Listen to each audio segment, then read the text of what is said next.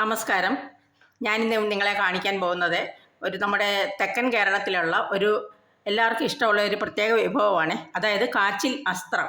ഇതെനിക്ക് എൻ്റെ ഒരു കൂട്ടുകാരി പഠിപ്പിച്ചു തന്നതാണ്. അതിന് ഞാനിവിടെ ഒരു 1/2 കിലോയിൽ താഴെ ഒരു 1/4 കിലോ കാച്ചിൽ എടുത്ത് ചെറുതായിട്ട് ഞുറുക്കി കഷ്ണമാക്കി വെള്ളം ഒഴിച്ച് വെച്ചിട്ടുണ്ട്. ഇനി അതിനകത്തോട്ട് നമുക്ക് ഒരു 2 പച്ചമുളക്, ഒരു 1/2 സ്പൂൺ മുളക് പൊടി, 1/2 സ്പൂൺ മഞ്ഞൾപ്പൊടി, ഒരു 3-4 വെളുത്തുള്ളി, ആവശ്യത്തിന് ഉപ്പ്, ഇത്രയിട്ട് അതൊന്ന് കുക്കറിൽ വെച്ച് നമുക്ക് വേവിക്കാം. അതിനുശേഷം അരപ്പ് തയ്യാറാക്കാം. അപ്പോൾ അതൊന്ന് വേവിച്ചിട്ട് പറയാം.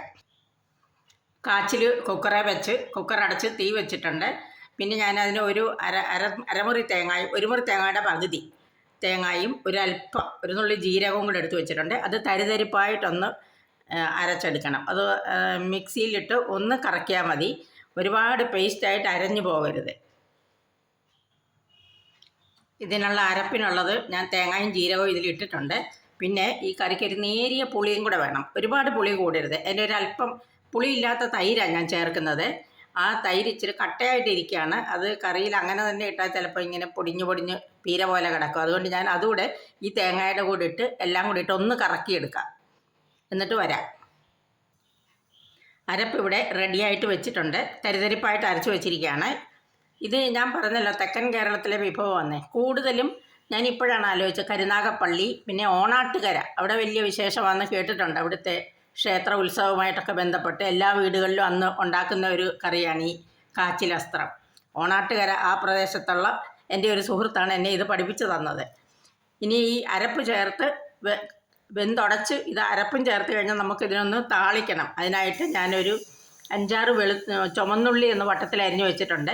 ഒരു പിടി കറിവേപ്പില, പിന്നെ ഒരു 2 വറ്റൽമുളക്, ഇതെല്ലാം കൂടി ഇട്ട് അല്പം കടുക് താളിച്ചെടുത്താൽ നമ്മുടെ ജോലി കഴിഞ്ഞു. ഒക്കെ കറി വെന്തിട്ട് നോക്കാം. കുക്കർ തുറന്നു. കാച്ചിൽ നല്ലോണം വെന്തിട്ടുണ്ട്. ഇനി അതിനകത്തോട്ട് ആ അരപ്പ് നമുക്ക് ഒഴിച്ചു കൊടുക്കാം.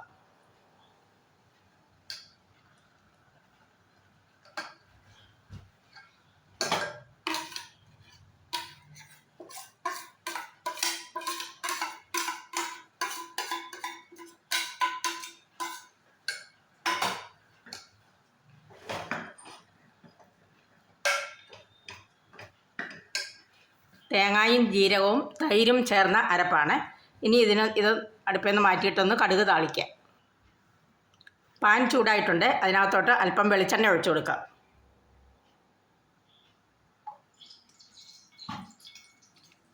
കടുക്,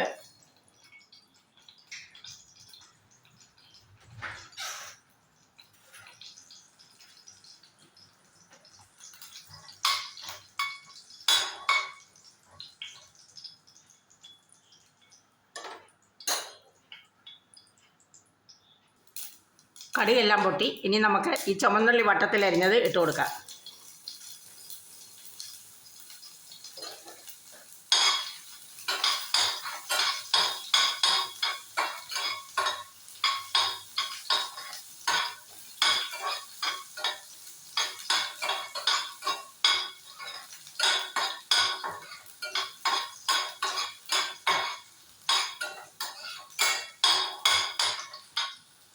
ചുമന്നുള്ളി ഗോൾഡൻ കളറായി. ഇനി അല്പം കറിവേപ്പില, അത് കഴിഞ്ഞ് 2 വറ്റൽമുളക്,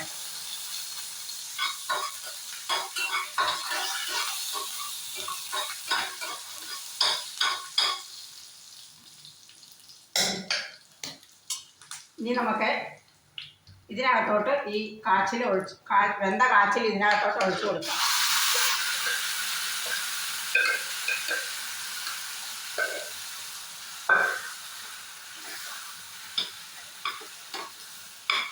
നല്ല കുറുകിയ കാച്ചിൽ അസ്ത്രം റെഡി ആയിട്ടുണ്ട്.